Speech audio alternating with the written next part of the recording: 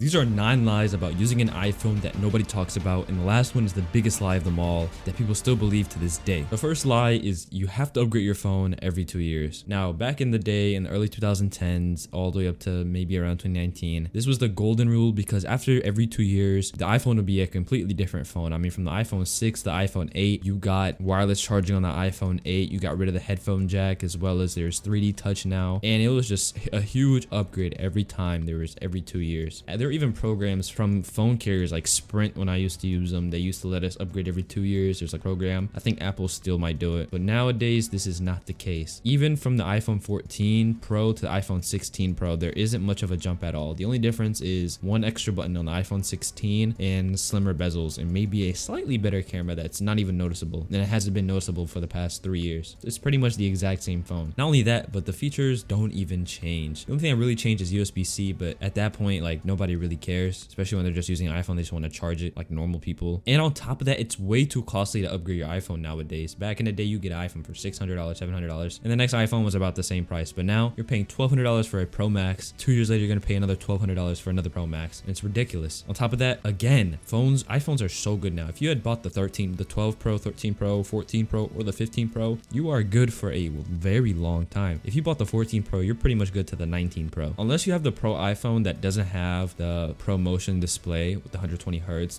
that's the only reason to really upgrade. But if you do have a Pro iPhone with 120 hertz display, there is no need to upgrade your phone for a very long time. And I feel like Apple kind of just shot themselves in the foot. The only reason to be upgrading is you have something like an iPhone 11, an iPhone 10, an iPhone 8, or anything like that, or even an iPhone 12 now. But if you have an iPhone 13 or anything around that, don't even think about it. The next lie is that eSIM is okay, and for the most part it is. If you don't know what eSIM is, it's pretty much your SIM card is electronic, so there is no SIM card slot on the phone, which means that your carrier has to transfer your number to the phone like digitally, which I personally don't like. I had a friend of mine who bought an iPhone 15 Pro but had no idea that there wasn't a physical SIM card, and that was just kind of tedious. If it had a SIM card slot, it would have just been so much easier just to transfer, and eSIM really has no point. I don't see any benefits with eSIM at all, unless it's like for traveling and you can get an electronic SIM for the country you're in for cellular data. The next lie is that Apple Maps is terrible. Now, Apple Maps does come pre-installed on your phone, and people compare it to other apps like Waze and Google Maps. Now, I agree that Waze has way more features than Apple Maps, in my opinion, maybe even Google Maps, but Apple Maps is not bad at all. As a matter of fact, I found it to be way useful than Google Maps when I went to Europe. Google Maps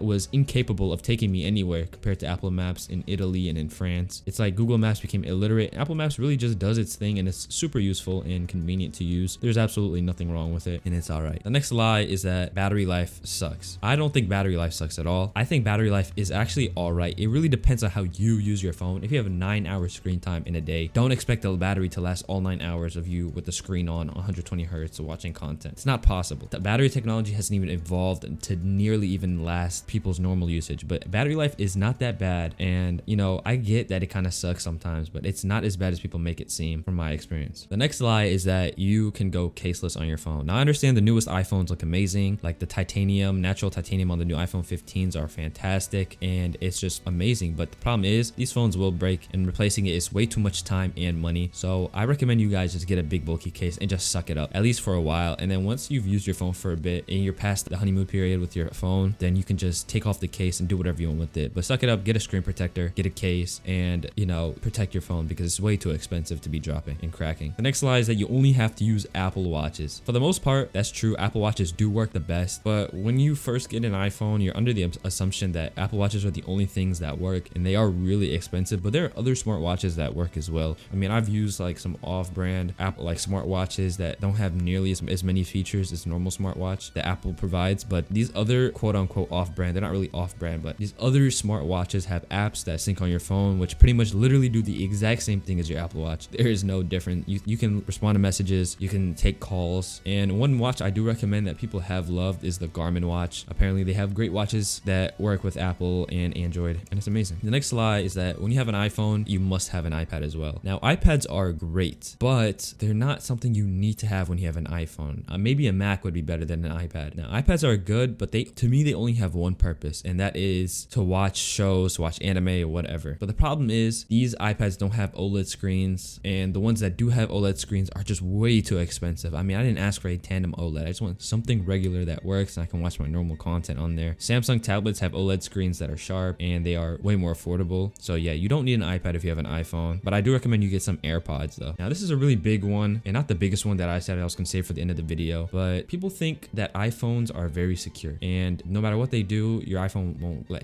people won't see your photos and nothing. But that's kind of wrong, and it's mostly true, but it's kind of wrong. You see, nowadays it's hard to get a virus on a phone, especially when it's iPhones, where Apple really closes off the ecosystem and it's hard to download whatever you want, unlike on Android where you can literally download anything, even Windows. But iPhones do indeed get viruses. It's rare though, but it can still happen. And if you want to know if you have a virus, you're gonna have to check for these symptoms: very low battery, pop-up advertisements, and even apps crashing for no reason all the time. If you want to know how to fix having a virus on your phone, I recommend you completely restart your phone, and I mean delete everything and start from scratch pretty much. If you don't do that, you might as well be cooked for the rest of your life. Now here comes the biggest lie that I've been saving all video, and that is closing apps saves your battery life. Now I have seen this theory in action by all of my friends and family, seeing them close out of apps thinking that it's going to save them battery life, but this is simply incorrect. When you close out of apps, they are forever closed, but one thing that people don't know is that you're going to have to open up that app again, and when you do, your iPhone is going to take a lot more resources to restart that app from scratch than if it was just sitting in the background, and that will take up more battery life. So please stop closing out of apps